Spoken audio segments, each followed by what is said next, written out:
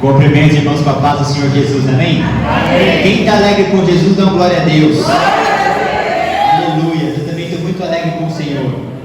Vamos abrir, irmãos, nossas Bíblias em Atos dos Apóstolos, capítulo 1, a partir do verso número 9.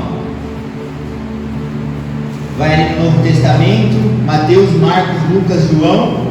Logo depois você já vai achar Atos dos Apóstolos. E nós vamos ler no capítulo 1, a partir do verso 9. Glórias a Deus. Glórias. Aleluia. Meu Deus. Diz assim a palavra do Senhor. Atos dos Apóstolos, capítulo 1, a partir do verso 9. Ditas estas palavras, foi Jesus elevado às alturas, à vista deles, e uma nuvem o encobriu dos seus olhos. E estando eles com os olhos fitos no céu, enquanto Jesus subia, eis que dois varões, vestidos de branco, se puseram ao lado deles, e lhes disseram: varões galileus, por que estáis olhando para as alturas?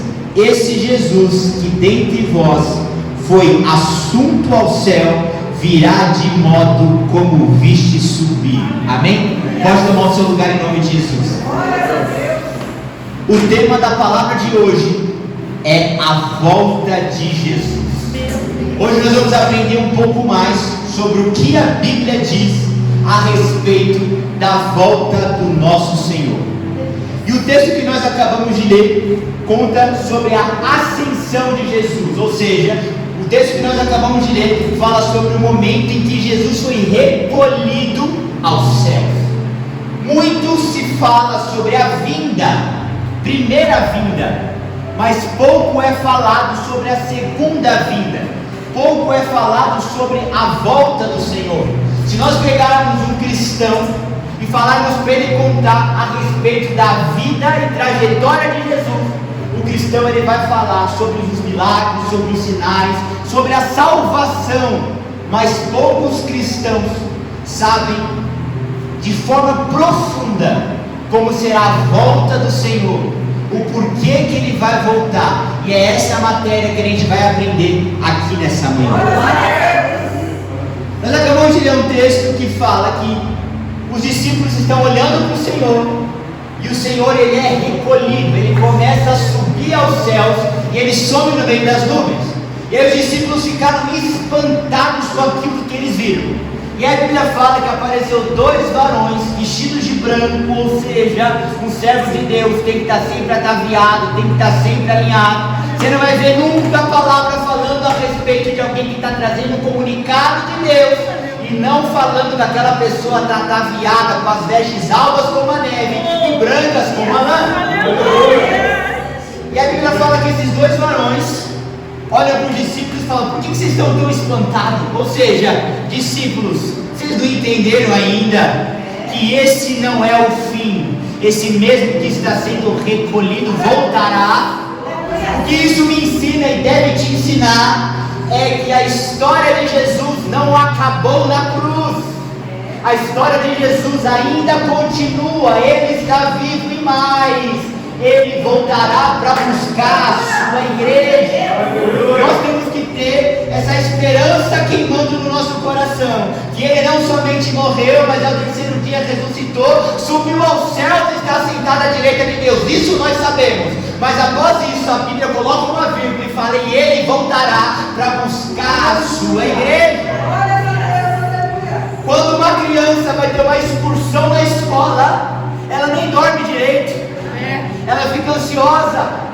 Quando uma criança vai chegar o aniversário dela e ela pediu um boneco para o pai e para a mãe, ela fica ansiosa. Pediu a bicicleta, ela fica ansiosa. Papai e mamãe, a gente vai no parque, a gente vai andar de bicicleta, a gente vai comer batata frita.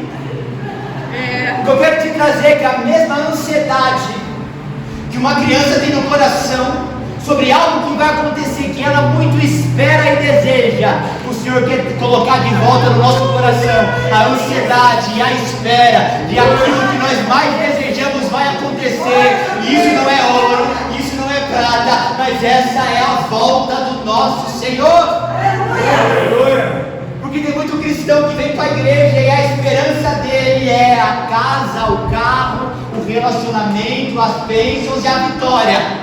Mas a nossa verdadeira esperança tem que estar no que a palavra fala em Atos 1, a partir do verso 9. A gente tem que ansiar, desejar e esperar todo dia pela manhã, pela volta de quando o nosso Pai vai vir nos buscar. E aí a Bíblia fala a respeito sobre como vai ser essa volta. E aí tem algumas lições aqui que eu quero compartilhar com você. A Bíblia fala que Jesus, ele vai voltar dos céus, no meio das nuvens, da mesma forma como ele foi recolhido. Então, como vai ser a volta de Jesus, Douglas? Ele vai vir dos céus.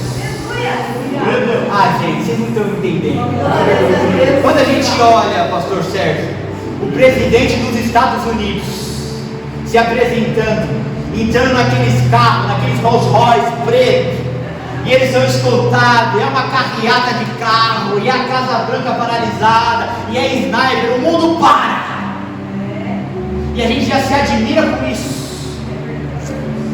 A gente tem que entender que quando o nosso Senhor, o Rei dos Reis, o presidente não de uma nação, mas o presidente de todas as nações, não o rei de uma nação, mas o Rei dos Reis, Senhor dos Senhores, de todas as nações, quando ele descer, a Bíblia fala que ele vai vir, irmão Osmar, mas ele vai vir com os dele. A Bíblia fala que ele vem, mas ele não vem sozinho, irmão José. Os anjos vêm ao lado.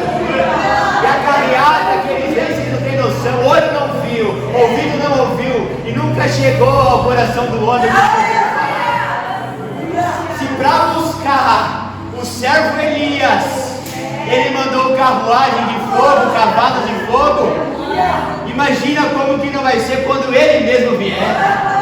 Se para buscar, com todo respeito, um empregado, um prestador de serviço, como foi o profeta Elias, grande homem de Deus, mas não era o Senhor, era um trabalhador do Senhor, ele já mandou a carruagem de fogo. Que dirá o que ele vai vir quando ele descer para buscar segredo? E o que mais me chama a atenção aqui nesse texto é que aqueles dois varões olham para os discípulos e falam assim, ó, com os mesmos olhos que vocês estão vendo a subida, com os mesmos olhos vocês vão ver a descida.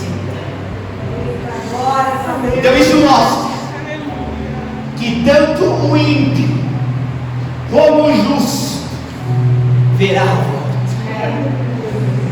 Com os próprios olhos, aquele que serve e aquele que não serve vai contemplar a volta do Senhor.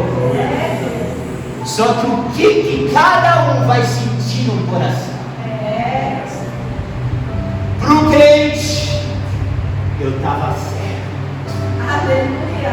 Para o ímpio, eu me enganei. Para o crente, chegou a hora da glória. Para o ímpio, chegou a hora da dor. Para o crente, o meu amado juiz está voltando. Para o ímpio, aquele que vai me condenar chegou. Para o crente, valeu a pena aquela madrugada de joelho, valeu a pena aquela renúncia. Para o ímpio, ai como eu queria estar com um saião no pé igual aquelas irmãs. Ai como eu queria abandonar aquele pecado como aquele irmão abandonou. O dia do acerto de conta está chegando. A balbúrdia do ímpio está com prazo determinado. A glória deles está chegando ao final, assim como a nossa recompensa e o nosso galardão também. Então, nós aprendemos até aqui que o Senhor vai voltar dos céus, no meio das nuvens, e nós também aprendemos que nós veremos a sua volta com os nossos próprios olhos. É isso que a Bíblia diz. Um pouquinho mais para frente, Lá em 1 Tessalonicenses, no capítulo 4, do verso 16 ao 18, a gente começa a entender a palavra de forma mais aprofundada, como passo a passo, de como que será essa volta. E aí a Bíblia diz, o texto diz assim, presta atenção: pois dada a ordem, com a voz do arcanjo, ressoar da trombeta de Deus, o próprio Senhor descerá dos céus, e os mortos em Cristo ressuscitarão primeiro, depois nós, os que estivermos vivos, seremos arrebatados com Ele nas nuvens, para o encontro com o Senhor nos ares, e assim estaremos com o Senhor para sempre. Então o Senhor não tão somente fala na palavra que Ele vai voltar, mas Ele também nos dá o conhecimento de como que vai ser isso, como que isso vai acontecer. Só vou abrir um parênteses aqui. A última geração é a nossa. Como assim? A gente não sabe o que vai acontecer amanhã. Ou seja, a última geração que está presente na terra é a nossa. Então Jesus não vai ter voltado para a geração passada, Ele não voltou. Então a geração mais propícia e mais provável pela qual Ele vai voltar é a nossa. Por isso que esse assunto é um assunto tão importante. Por isso que esse assunto e esse tema é um tema que deve ser abordado e ensinado, e nós devemos entender ele.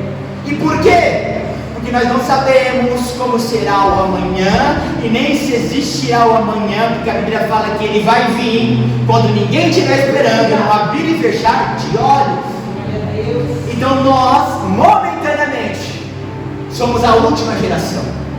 Então isso que nós estamos entendendo e aprendendo da Bíblia pode acontecer para nós, na nossa geração. E a Bíblia fala como que vai ser. O primeiro passo diz que vai sair uma ordem. O texto da Bíblia diz que nem o próprio Jesus sabe quando, nem os anjos que trabalham para Ele sabem quando, apenas o Pai. Então, pastor Sérgio, a volta de Jesus é algo tão importante que Deus escondeu isso. Esse tema é um tema tão relevante espiritualmente que o próprio Deus falou: esse segredo eu não conto nem para o meu filho. Então você consegue entender que o que a gente está recebendo de Deus nessa manhã é algo profundo, é algo que os próprios mistérios de Deus estão sendo revelados para nós. Glória a Deus. Você acha que existe, se a gente for pegar de Gênesis e Apocalipse, entre o Pai e o Filho, nós não vemos nada oculto, nós não vemos nenhum segredo. Tudo quanto o Pai sabe, o Filho sabe, o Filho sabe, o Pai sabe, o Espírito Santo ali, os três sabem. Porém uma coisa está oculta entre a Trindade. Uma coisa está oculta entre os anjos, entre o reino de Deus. E o que é isso? É a volta de Cristo, a data, o dia, a hora e o quando. E como que vai ser isso? Nós acabamos de ler o texto aqui em 1 Tessalonicenses 4, que a primeira coisa que vai acontecer é: vai sair uma ordem. E essa ordem vai sair da parte de Deus, porque Ele é o único que sabe o dia e a hora. Então Deus dá uma ordem. Então olha aqui para mim. Se nós, criaturas, estamos ansiosos para o dia que isso acontecer, quero compartilhar com você que os anjos, Jesus, o Espírito Santo e toda a corte angelical de anjos também está preparada, também estão ansiosos. Se nós acordamos de manhã e pensamos: será que é hoje? Os anjos também, a cada amanhecer, olha um para o rosto do outro e fala assim: será que é hoje? Então, assim como nós estamos na expectativa, os anjos também estão. Olha aqui para mim. Se eu e você temos que estar preparados, é porque do outro lado os anjos também estão preparados. Porque você acha que para vir o Rei dos Reis, Senhor dos Senhores, para descer na terra, vamos voltar no exemplo do presidente dos Estados Unidos. Você acha que a cada saidinha na janela do presidente não tem toda uma equipe por trás que preparou tudo, que cuidou de toda a logística, que preparou os carros, que cortou as frutinhas que ele gosta, que deixou tudo impecável para ele. Você acha que o céu não está preparado, não? Você acha que o céu não está ataviado, não, para a volta do Senhor? Você acha que as armas não estão preparadas, as espadas não estão preparadas? Você acha que os cavalos não estão preparados? O céu está preparado para vir me buscar. Só que o que o Senhor quer me mostrar é que eu também tenho que estar preparado para quando eles virem. Porque às vezes a gente acha que somente a responsabilidade do preparo e da busca e da volta está na terra. Eu tenho que me preparar, eu tenho que estar pronto. E sim, porque se não estiver preparado e pronto, ele não vai ficar te esperando. Mas no outro lado, eu tenho que entender que o céu também está preparado, os anjos também estão ataviados, porque a trombeta também pode soar hoje. E quando a trombeta soar hoje, não vai dar tempo de anjo buscar o que tem que fazer, não. Vai ter que estar tudo organizado e preparado. E aí a Bíblia diz que vai sair uma ordem da parte de Deus. Primeiro passo. Segundo passo, diz que a trombeta vai tocar. Quando a gente vai em um casamento, toca musiquinha simples e legal para a entrada de todo mundo. Mas para a noiva, para a pessoa mais aguardada, toca o que para ela? A trombeta. Então isso mostra a majestade, grandiosidade do rei que está vindo. Ele é um rei tão maravilhoso, ele é um rei tão grandioso, ele é tão lindo, ele é tão importante, que não vai ser, irmão Osmar, irmã Kelly, o melhor saxofonista do mundo que vai tocar para ele, mas vai ser o anjo mais bem preparado, vai ser os arcanjos mais afinados, vai ser o instrumento mais ungido que vai tocar para a volta dele. Logo depois da trombeta tocar, a Bíblia diz que Jesus ele vai descer do céu. Você percebe que não tem nada feito de qualquer jeito, mas primeiro vem uma ordem. Depois o que está escrito, a normativa depois da ordem vem a trombeta. Depois da trombeta o Senhor vem. Ou seja, se espiritualmente tudo é feito em ordem na igreja, a gente também tem que fazer tudo bom.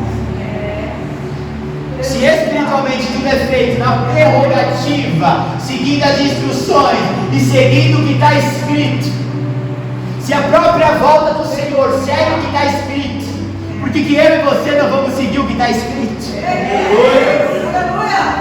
E aí a Bíblia fala que Jesus começa a descer no Rosângela do céu. E aí as coisas seguem. Aí as coisas seguem em ordem cronológica. Lembram que o texto fala que os últimos serão os primeiros serão os últimos. Aí a Bíblia fala o que? A Bíblia fala que quando Jesus começa a vir os mortos que morreram, aí o texto deixa bem explicadinho, os mortos, vírgula, que morreram em Cristo ressuscitarão primeiro. Ele está vindo, irmão José, aqueles crentes, anciãos que serviram ao Senhor, que pagaram o preço, vem primeiro receber o galardão de você. A Bíblia fala que logo depois que aqueles que morreram em Cristo ressuscitam e se encontram com o Senhor, o texto fala: nós, aqueles que estivermos vivos, seremos arrebatados e encontraremos com o Senhor nos ares. Antes de eu explorar isso aqui, eu quero te compartilhar que Deus é tão maravilhoso, tão galardoador, pastor, que Ele tem galardão para quem está morto e para quem está vivo. Porque na volta dele, Ele fala assim: deixa eu pegar a recompensa para quem já foi. Ou seja, irmã Rosângela, Ele é tão maravilhoso que até o servo dele, estando abaixo de 7 palmos, até o servo dele, já tendo morrido, até o servo dele, não está mais respirando, ele fala: eu tenho uma obra na vida de quem até já morreu, eu tenho uma obra na vida de quem me serve, até debaixo da terra, porque quando eu volto, esse servo volta, quando eu desço, esse servo ressuscita, ou seja, se ele cuida dos crentes que já morreram, você acha que ele não vai cuidar dos crentes, eu e você que hoje estamos vivos?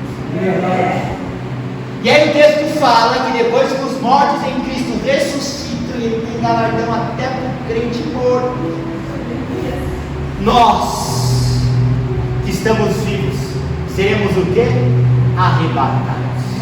Glórias a Deus. Ele não precisa de escada, ele não precisa de elevador, ele não precisa de jatinho e nem de helicóptero, porque ele é o Senhor da gravidade. Ou seja, vai ter crente voando, vai ter crente levitando, vai ter crente subindo. Glória a Deus. Nós vamos viver experiências espirituais na volta do Senhor. A gravidade não vai poder segurar aquele que ficou de joelho dobrado. Eu imagino que a cada vez que o crente dobra o joelho, ele está perdendo peso, ele está perdendo peso, ele está perdendo peso. Quem flutua é quem está leve. Quem flutua é quem está leve, não é quem está pesado. Ou seja, a cada renúncia que eu faço é 10 quilos que saem. Glórias a Deus. A cada passo espiritualmente que eu dou é 20 quilos que saem. A cada pecado que eu me conserto é 30 quilos que saem. A cada joelho que eu dobro é aquilo que vai embora. Ou seja, quando eu renuncio, quando eu dobro o joelho, eu estou perdendo peso e eu estou me preparando para quando ele voltar facilmente eu subir. E eu não estou falando de peso corporal, eu estou falando de cargas que a gente carrega espiritualmente. E se nós estivermos pesados, sem oração, sem jejum, sem vida no altar e com pecado, espiritualmente a gente está tão pesado, irmã Eliette, que na volta não tem como subir. E aí o texto fala que depois desse grande encontro,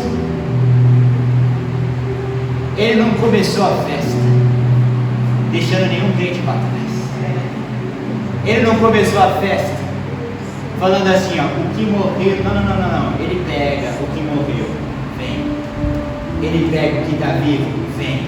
A Bíblia fala que quando está todo mundo reunido, o texto fala, e eles vão viver para sempre como Senhor. É claro, irmãos, que tem aqueles escolhidos de Deus que já estão ao lado do Senhor, mas a patente deles, pastor, é patente alta. Nós, irmão José, que somos soldados simples, também teremos o nosso galardão. Ah, mas Douglas, como você está falando isso, pregando esse texto que os que morreram vão ressuscitar, o que está vivo vai encontrar, e depois vão todos vir para frente, para sempre com o Senhor, e Elias, e Enoque, gente. Eu estou falando uma palavra que é para mim e para você. Não estou falando a palavra que é para o Enoque, não estou falando a palavra que é para o Elias, é a palavra para o presbítero Douglas. É o galardão do presbítero Douglas, da irmã Marcela. Cada patente com o seu galardão. E até para aquele que é patente baixa, pastor, a gente vê que glória que vai ser. Vai vir a ordem de Deus, a trombeta vai tocar, Jesus vai descer. Quem morreu em Cristo vai ressuscitar primeiro, depois quem estiver vivo vai ser arrebatado, vai encontrar nas nuvens com o Senhor. E a Bíblia fala que depois nós vamos estar com o Senhor para sempre. Assim vai ser a vinda do Senhor. Um pouco mais para frente, agora em Hebreus, no capítulo 9, a partir do verso 27, o texto ainda está falando sobre a volta de Jesus. E aí o texto lá em Hebreus 9, a partir do 27, diz assim: da mesma forma como o homem está destinado a morrer uma só vez e depois de enfrentar o juízo, assim também Cristo foi oferecido em sacrifício uma única vez para tirar os pecados de muitos, e aparecerá a segunda vez não para tirar o pecado, mas para trazer salvação àqueles que o aguardam. O que esse texto está querendo ensinar? A Bíblia está falando assim: da mesma forma como o homem, ao homem foi destinado a morrer uma única vez e depois de enfrentar o juízo, assim também Cristo, ele foi oferecido em sacrifício uma única vez para retirar os pecados de muitos. A segunda vez que ele vai vir não vai ser mais para tirar pecado, mas vai ser para trazer salvação para quem o aguarda. Aleluia! A primeira lição desse texto que eu gostaria de compartilhar com você é: para quem realmente teve um verdadeiro encontro com o Senhor, não existe recaída. Glórias a Deus! Ele está falando assim, ó, da mesma forma, gente, que ao homem está destinado a morrer uma única vez e depois vai vir o juízo. Ou seja, já tive encontro com você, já te lavei, já te remi, já te perdoei, já te glorifiquei, e agora recaída. Tem um texto muito forte na palavra que diz assim: que o homem que uma vez conheceu a palavra, o homem que uma vez já foi lavado pela verdade, já viveu e vivenciou a presença e o poder do Espírito Santo, esse homem que volta para trás, esse homem que tem recaída, esse homem que não se posiciona, a esse homem é praticamente impossível um novo arrependimento, porque a esse homem, o texto diz, é a Bíblia, depois você vê na sua casa, ele está crucificando o Filho de Deus de novo, e expondo novamente o Filho de Deus ao vitupério. Ou seja, quando ele fala da segunda vinda, antes dele falar da segunda vinda, ele tem que deixar claro que o crente tem que entender a primeira. Porque tem crente que peca hoje, erra hoje, retrocede hoje, tem uma recaída hoje, e está aguardando o que? A segunda vinda? Eu faço, aconteço, peco, recaio, volto para trás, vivo a vida de pecado, vindo para a igreja, tomando ceia, pregando a palavra, tocando na igreja, e continuo com a vida toda errada, aguardando a Cristo. Só que você está aguardando agora somente a segunda vinda, mas a segunda vinda, o texto que nós acabamos de ler em Hebreus 9, não é mais a perdão de pecado, é para a salvação de quem está aguardando. Ou seja, o crente ele emburrece tanto espiritualmente, ele empobrece tanto espiritualmente, ele fica com falta de massa cinzenta na cabeça dele, espiritualmente, que ele acaba inventando uma história que não existe na Bíblia, ele se agarra nisso, e ele só está indo para o inferno dentro da igreja. Não tem como a gente entender a segunda vinda sem fechar a porta da primeira. Assim como o homem foi destinado a morrer uma única vez, então enfrentar o juízo, Jesus veio uma única vez para tirar o pecado do mundo. A segunda vez, o texto fala, coloca entre parênteses, só faltou deixar em negrito, que a segunda vinda não é mais para pecado. A segunda vinda é para trazer a salvação para aqueles que estão aguardando a Ele. Então vamos entender e vamos fechar de uma vez por todas a porta da primeira vinda de Jesus. Você não está na igreja? Você não está sentado aqui nesse banco? Você não se diz cristão evangélico? Que macumbeiro você não se denomina, você se denomina cristão evangélico. Então se você se denomina cristão evangélico, significa que você entendeu que você é um pecador, que você não presta para nada, que você sem Jesus é um trapo imundície e que você precisa do perdão dele. E quando você se batiza, você está dando um testemunho público que você agora é uma nova criatura, que você agora é um novo homem, é uma nova mulher. Ou seja, queimou as pontes, filho. Queimou todas as carroças, afundou as carroças, pôs fogo em tudo. Não tem mais para onde voltar. O único lugar que dá para você voltar é para o inferno. Mas para a vida antiga não dá mais. Porque uma vez que você encontrou com o Senhor, a sua vida antiga já não tem mais nada. Para trás já não tem mais nada. Quando o crente olha para trás, só tem o inferno para ele ir. Porque a vida dele não existe mais, é uma nova vida. Só que se ele não vive essa nova vida e vive a vida antiga e não entendeu ainda que a segunda vida, oh, pelo amor de Deus, gente, vamos parar de ser louco aqui dentro da casa de Deus, vamos parar de ser louco aqui entendendo a Bíblia, vamos parar de ser louco aqui escutando a pregação. Tem que se posicionar, tem que tomar posição. Sabe o que é pecado? Larga. Sabe o que é pecado? Não, isso vai te levar para o inferno, isso não vai te levar para lugar nenhum. Assim como não vai me levar para lugar nenhum. Não tem livre-arbítrio. O único livre-arbítrio é o inferno. Porque assim, ó, vamos pegar a teoria do livre-arbítrio, pastor. A teoria do livre-arbítrio é: ou eu vou para a direita, ou eu vou para a esquerda. Vamos trazer espiritualmente? Olha o livre-arbítrio espiritualmente. Ou eu estou fechado por Jesus e vou para o céu, ou eu estou contra Jesus e vou para o inferno. E tem crente escolhendo a opção de ir para o inferno. E sabe o que mais me dói? Ele vem para a igreja todo domingo de manhã, ele coloca o louvor no carro e ele fala: hoje é domingo, primeiro dia da semana, essa semana vai ser diferente. No domingo ele dobra o joelho, ele ora, ele lê a Bíblia. Fica tranquilo que eu não vou quebrar. Na segunda, ele já não está naquela mesma força. Na quarta ele está mais apagado.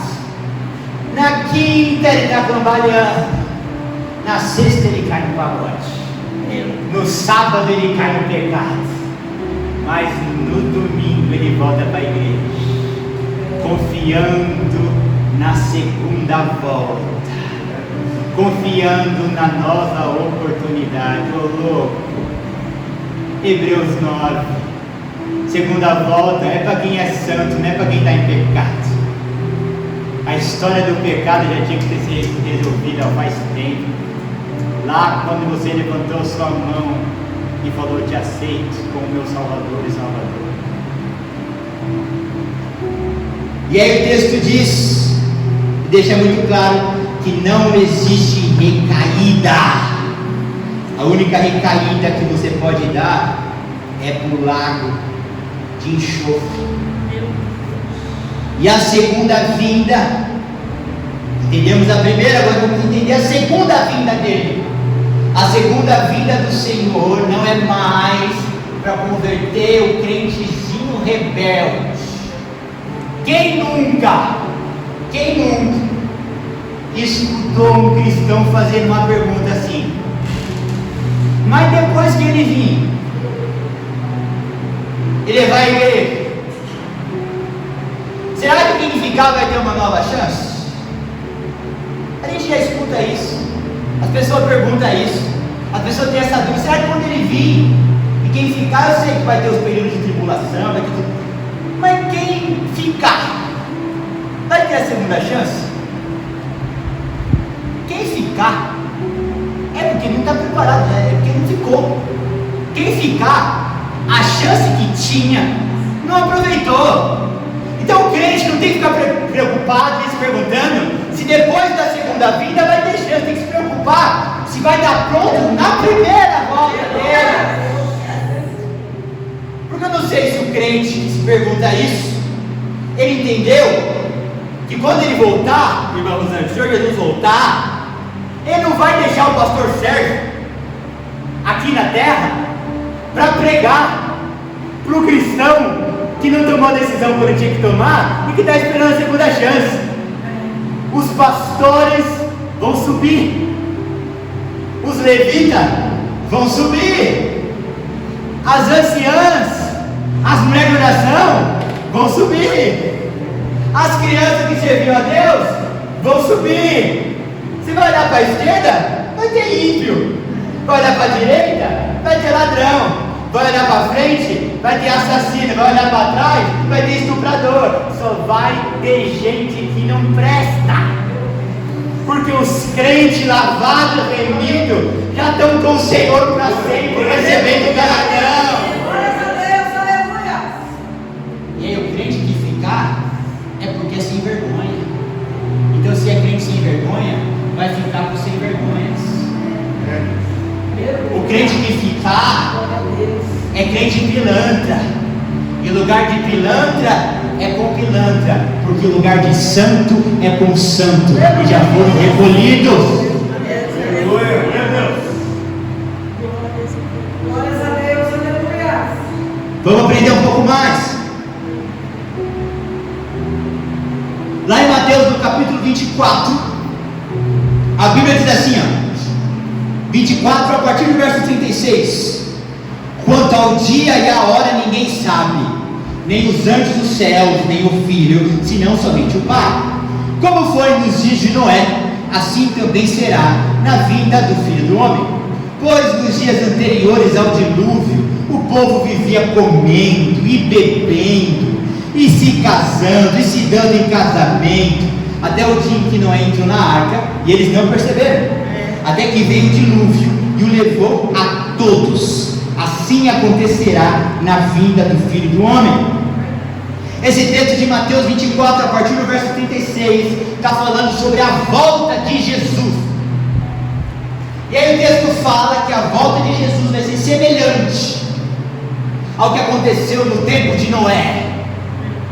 Noé está preparando a arca, e o pessoal está dando festa.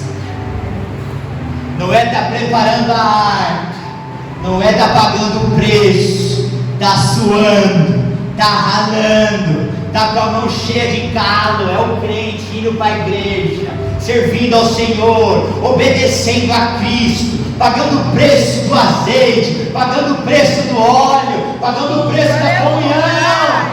E o mundo come em festa, bebedeira, comilança, se dando em casamento. Aí a Bíblia fala que daqui a pouco eles não perceberam, e a arca fechou, e o dilúvio veio e pegou todo mundo. Sabe qual é o problema da nossa geração? Achar que vai dar tempo de arrepender. O texto fala que a volta de Jesus vai ser no meio de uma festa. A volta do Senhor vai ser no meio de um casamento. A volta do Senhor vai ser no meio de um festival. A volta do Senhor vai ser no meio de uma festança danada. Ou seja, irmã Rosângela, quando a gente está fazendo festa, é porque está tudo bem. Quando a gente está fazendo um casamento, comendo e bebendo, se casando e festejando e dançando música, é quando está tudo bem. Falta de interpretação bíblica faz a pessoa achar que a volta dele vai vir no meio da guerra, no meio das bolas de fogo, no meio das estrelas caindo. Porque quando a lua fica vermelha, cor de sangue, até o ímpio faz isso aqui, pastor Sérgio. Quando a catástrofe vem, a guerra vem, até o ímpio dobra o joelho e fala: eu me arrependo. Por falta de interpretação, entendimento bíblico, o mundo hoje acha que primeiro o mundo vai ruir. É guerra, é peste, é fome, é estrela caindo, é a lua em sangue, é os peixes tudo morto no mar. E aí depois ele vem.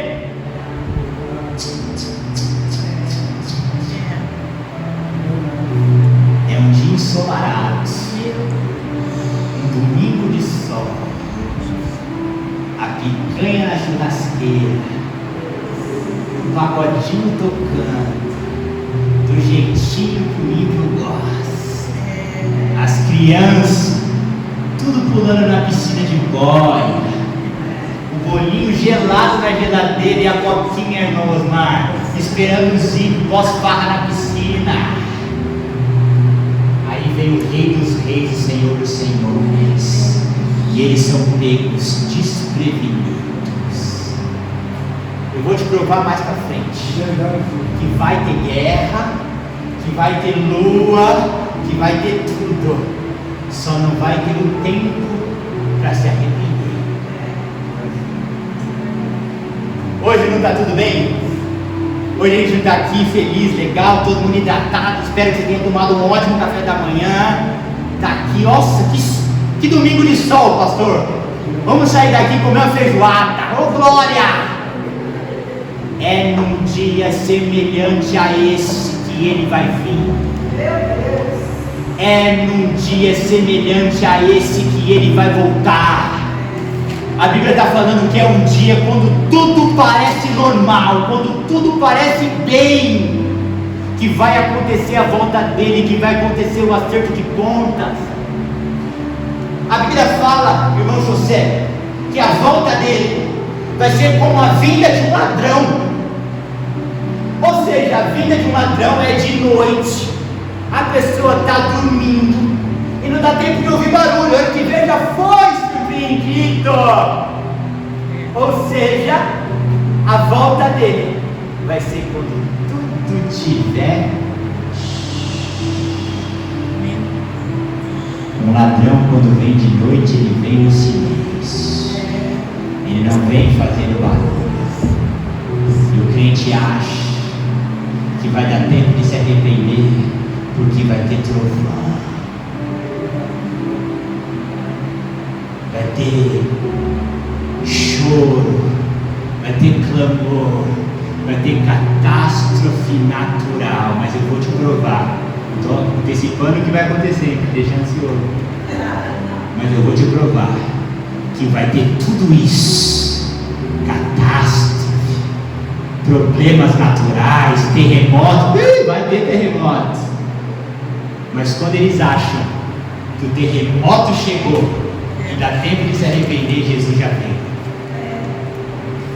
Quando eles acham que a catástrofe natural vai acontecer e vai dar tempo de dobrar o joelho e fazer o concerto, quando a catástrofe chegar, os crentes já estão na glória. Quando a catástrofe chegar, quando o problema natural chegar, irmão Eduardo, os mortos em Cristo já foram ressuscitados. Irmã Rosângela, quando acontecer o primeiro tremor de terra, nós já estaremos na glória. E por falta de entendimento bíblico, o povo está achando esse negócio de volta de Jesus, maior furado.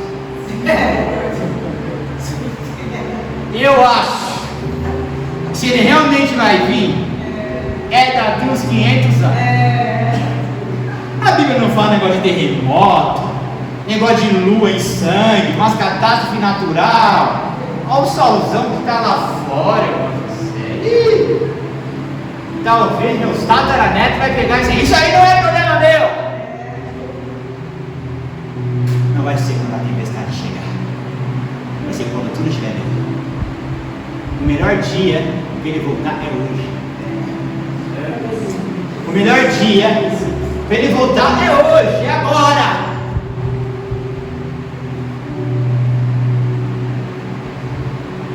Olha só que legal.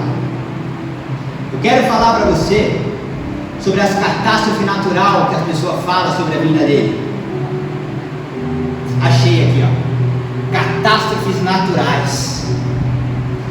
Marcos 13, a partir do verso 24, diz assim, ó: mas aqueles dias, após aquela tribulação, o sol escurecerá, a lua não dará mais a luz, e as estrelas cairão do céu, e os poderes celestes serão abalados. Então verão o Filho do Homem vindo nas nuvens com grande poder e glória. Ou seja, irmã Rosângela, Sabe quando um bandido, irmão Osmar, ele vai assaltar um banco, ele pega a granada, pega todo o explosivo, coloca na porta do banco, se esconde, os moradores estão como? Dormindo. Daqui a pouco, pá! O banco já foi arrombado, já estão tudo dentro do cofre, já invadiram, já aconteceu, não dá mais tempo de segurança de proteger o banco, já foi arrombado, eles já estão dentro. O que o texto de Marcos 13, 24 a 27 está querendo dizer é: vai ter sim o sol escuro, vai ter sim a lua não dando luz, vai ter sim a estrela caindo no céu, e os poderes celestes sendo abalados, ou seja, todas as catástrofes naturais vão acontecer, mas semelhante a essa explosão de catástrofe, ele vem e os que estão mortos já ressuscitam, os que estão servindo a ele vivo já sobem com ele, e ele já leva o seu povo. Ou seja, vai acontecer a catástrofe natural, mas a Bíblia fala que vai ser a vinda dele como um abrir e fechar de olhos. A gente pisca aqui e nem percebe que piscou. Assim vai ser a volta do Senhor. E o texto está dizendo que vai ter sim estrela caindo, poder celeste sem vigor nenhum, a lua em sangue, o sol sem luz. Mas quando isso acontecer, instantaneamente, quando a bomba estourar, instantaneamente, quando a catástrofe acontecer, imagina o que o texto está querendo dizer, é como um tsunami. Quem nunca assistiu um filme sobre tsunami? As pessoas, irmão José, elas estão assim, sentadas na beirinha da piscina, sentadinha na beiradinha do mar, irmã Kelly. Quando de repente é uma onda de 100 metros de altura, não dá tempo de dobrar joelho, não dá tempo de pegar a criança, não dá tempo de falar opa, não dá tempo de nada. A catástrofe natural acontece e te engole do jeito que você está. E a Bíblia fala que a volta do Senhor vai ser como um abrir e fechar de olhos, ou seja, fecha todo mundo o olho, abriu, já voltou, fecha todo mundo o olho, abriu, o morto já ressuscitou, fecha todo mundo o olho, abriu, o crente já encontrou com o Senhor nos ares. Só que o que eu acho lindo é que o texto fala que semelhante à volta dele, e a isso acontecer com os crentes de forma simultânea e ao mesmo tempo, o mundo está quebrando. De forma simultânea, as estrelas estão caindo. De forma simultânea, o sol não tem mais luz. E a lua, ela já está como? Não tem luz também, o sol escureceu. Vai ser algo tão repentino e momentâneo, que a Bíblia fala o que aqui no texto? Que o sol vai ficar escuro e a lua não vai dar mais luz. Brasil e Japão, quando está de dia aqui, está de noite lá. Então não vai ser algo, irmã Rosângela, que acontece aqui e dá tempo da notícia chegar lá. Não é algo, irmã Kelly, que acontece lá e dá tempo da notícia chegar aqui. Quando ele fala sobre simultaneamente a lua e o sol em catástrofe, quando ele fala simultaneamente lua e sol em catástrofe, estrela caindo, é que vai ser de uma vez só. Bum! E ele volta. E no abrir e fechar de olho, quem morreu nele já ressuscitou.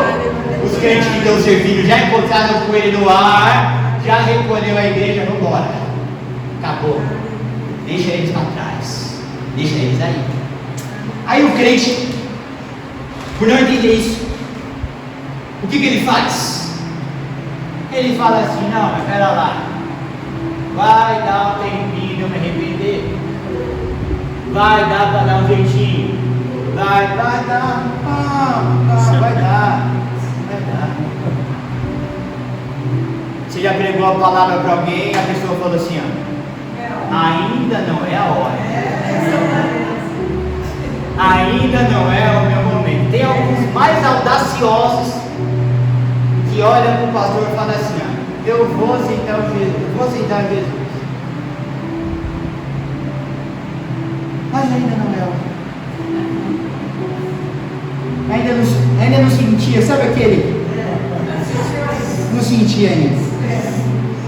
Se a pessoa está confiada que vai ter uma oportunidade, se a pessoa está confiada que vai ter uma chance, se a pessoa já entendeu que Jesus é o Senhor, se a pessoa já entendeu que ela precisa de Cristo, ela já entendeu. A pessoa que fala, ó, eu vou, mas ainda não é a hora, ela já entendeu.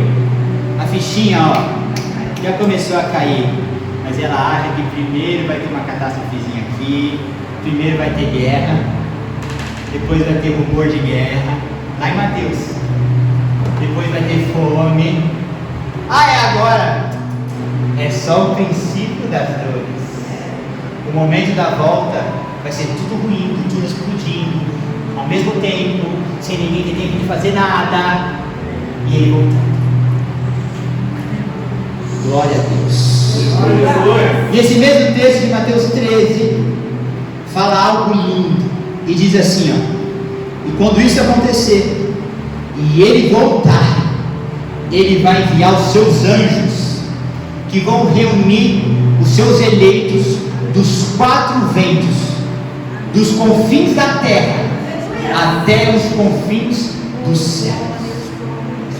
Ou seja, se você acha que o Correio, que o Sedex, que o Mercado Livre é rápido e que eles têm um sistema que sabe exatamente qual é o seu CEP e rapidinho chega, você não tem noção da tecnologia espiritual. Porque nesse abrir e fechar de olho, gente, vamos fazer o teste mais uma vez, que é para você gravar isso no seu coração. Fecha o olho, abre o olho. Todos os anjos já vieram dos 4 confins da terra. Eu já estou sentindo a presença dele aqui. Até os confins do céu. O homem assim, quer Deus mar. Teremigo 85, eu espero que olha Deus todo esse Marcelo. E aí interessa de cada um, pastor. Busca. Todos os crentes fiéis da terra, e recolhe, pum, e pega. Se ele fala que ele vai buscar todos os crentes e não vai deixar ninguém para trás, você acha que ele esqueceu de você nessa luta, nessa prova que você está passando? Se ele sabe o seu endereço para te buscar no grande dia, gente. Eu já casei 2 vezes, graças a Deus, com a mesma mulher. Quando a gente vai casar, a gente faz o quê? Uma lista de convidados. A gente fica meses naquela lista, não pode faltar ninguém, liga, confirma. Eu fiz uma brincadeira para te mostrar que espiritualmente a lista já está preparada. Espiritualmente a lista já está pronta, de quem é e de quem não é.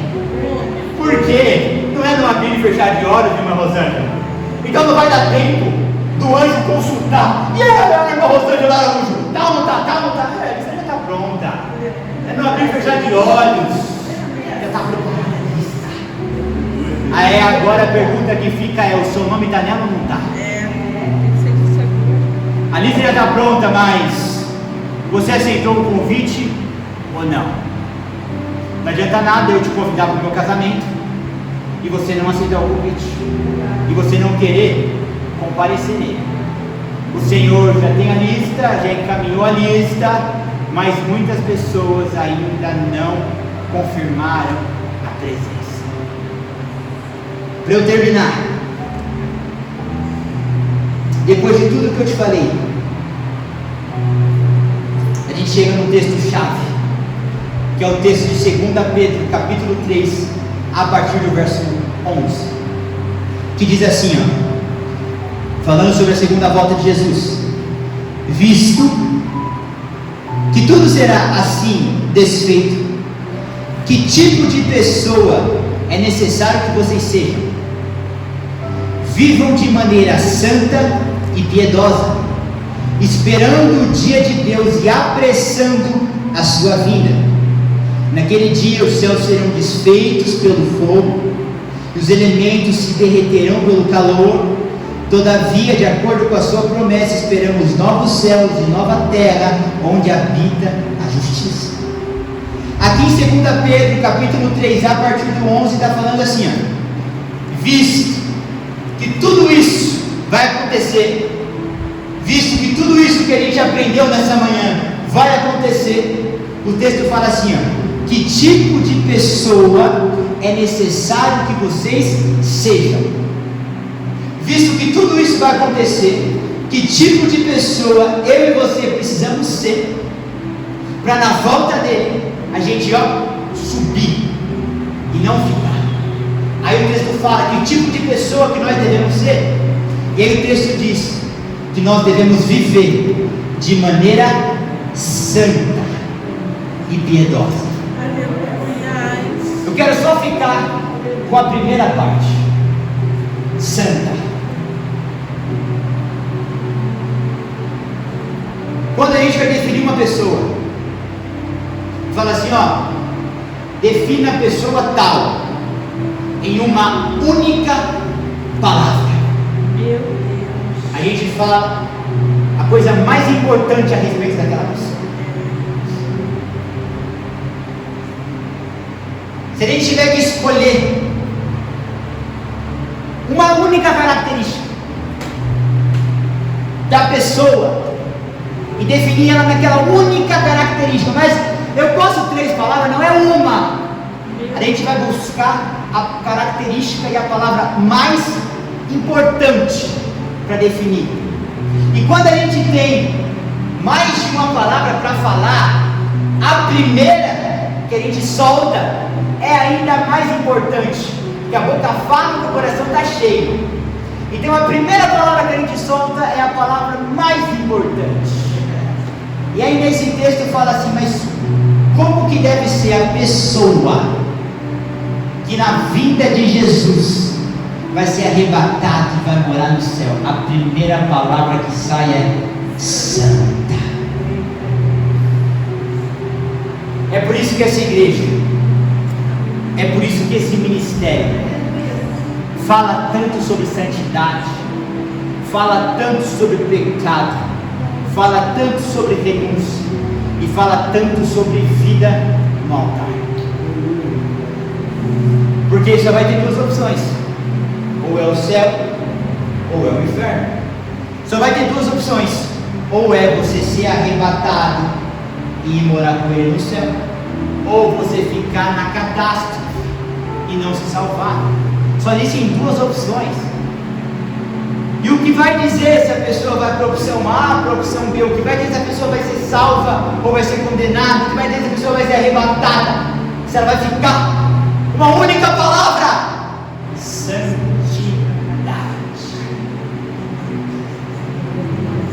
A minha pregação, eu espero em nome de Jesus, e se isso não acontecer, que o Senhor me tire daqui de cima. Eu vou rodar e vou te pregar a santidade.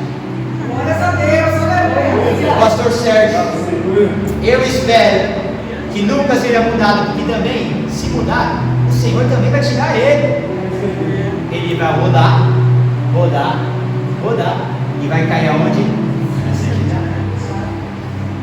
Sabe aquele negócio, algo de 5 minutos eu não quero ouvir. Resume.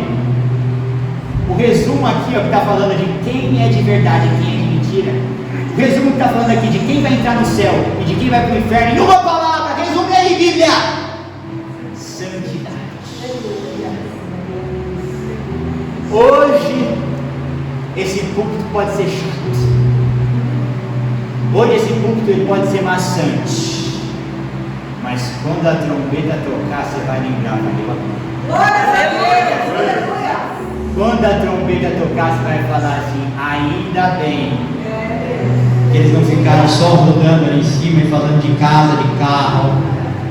Ainda bem que eles não ficaram indo para lá e para cá e só falando de coisa terrena, temporal. Ainda bem que aquela igreja falou de santidade. Porque no dia que a trombeta tocar, ninguém vai lembrar do IPTU da casa. dia que a trombeta tocar, ninguém vai lembrar do carro na garagem. Vai só lembrar o que eu precisava ter feito para ter subido como os crentes. E a Bíblia resume em uma única palavra: santidade. Eu agradeço a minha oportunidade em nome de Jesus.